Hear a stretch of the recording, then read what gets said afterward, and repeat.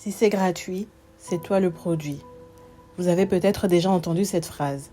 Et si je vous disais que même quand c'est payant ou même quand c'est très cher, nous pouvons quand même être le produit. Bonjour et bienvenue. Dans cette vidéo, nous allons parler de l'économie de la surveillance à laquelle on est arrivé avec l'évolution des techniques. En quelques mots, il s'agit d'un système économique qui repose sur la surveillance par la technologie. Je ne vais pas parler de la surveillance globale qui est possible et réalisée par des États grâce à des technologies comme la vidéosurveillance ou la géolocalisation. Si ça vous intéresse, ce sera le sujet d'une autre vidéo.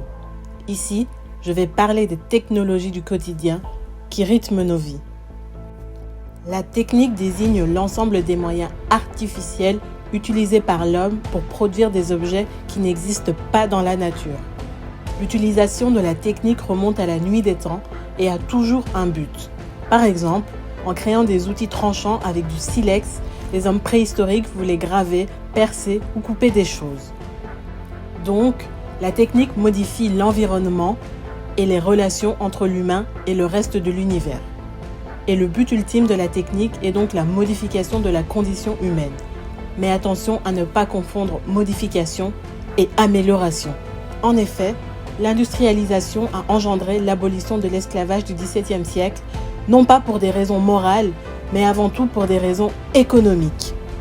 En bref, à partir d'une certaine époque, il y a eu des choix de société derrière les technologies que nous utilisons.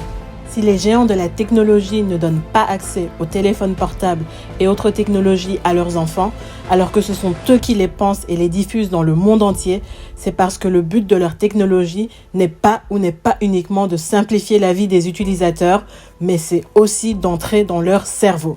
Surtout que, d'après leur propre dire, certains géants de la technologie s'inquiètent de l'avenir de l'humanité car le taux de natalité est en baisse dans les pays qu'ils appellent développés et pour remédier à cela, ils songent à repeupler toute la planète exclusivement avec leur propre progéniture. Mais comme nous ne percevons pas toutes les finalités de leur technique, nous y sommes livrés et nous nous y soumettons volontairement.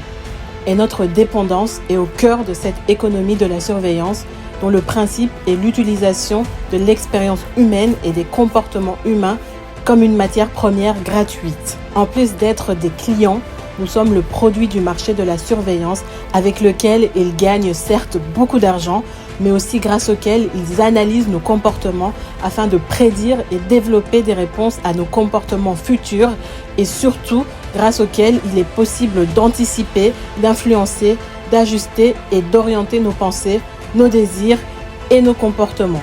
Concrètement, l'économie de la surveillance, c'est l'enregistrement de toutes nos informations et données, y compris des données dont nous ne savons pas qu'elles sont récupérées. Autrement dit, sur Internet comme dans nos maisons, chaque outil numérique a un double objectif. Le premier, c'est l'objectif pour lequel nous l'utilisons, par exemple, poster des photos de nous, communiquer avec nos amis ou faire des recherches ou achats en ligne.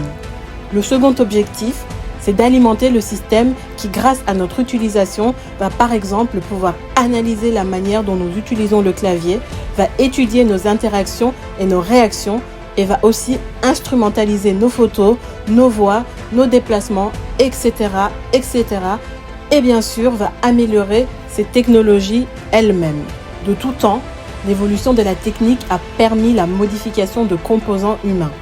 Par exemple, les lunettes ou opérations effectuées sur les yeux ont pour but de corriger les troubles de la vue. En revanche, lorsque le projet est de modifier la nature ou des composants humains qui n'ont pas de troubles, on bascule dans autre chose.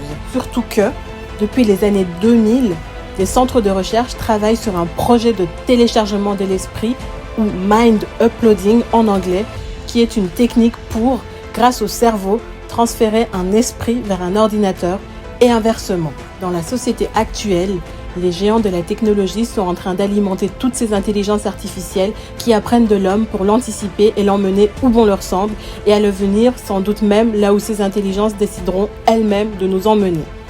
Je conclurai en disant que si l'esprit humain a depuis longtemps été récupéré par les sociétés et leur système prédéfini d'idées, il est en train de l'être par ces nouvelles technologies, mais pour le modifier de façon irréversible. Autant un partisan suprémaciste religieux ou libertarien peut conserver ou récupérer une certaine maîtrise de son esprit, autant une personne à qui on aura mis ce qu'elle doit penser dans la tête grâce à une puce ou un téléversement ne le pourra pas. N'oubliez pas de vous abonner à ma chaîne, de liker et partager la vidéo. Et dites-moi en commentaire ce que vous pensez de ce vaste sujet. Dans une prochaine vidéo, je reviendrai sur tout ce qui relève de l'esprit. En attendant, je vous dis à bientôt pour une prochaine vidéo.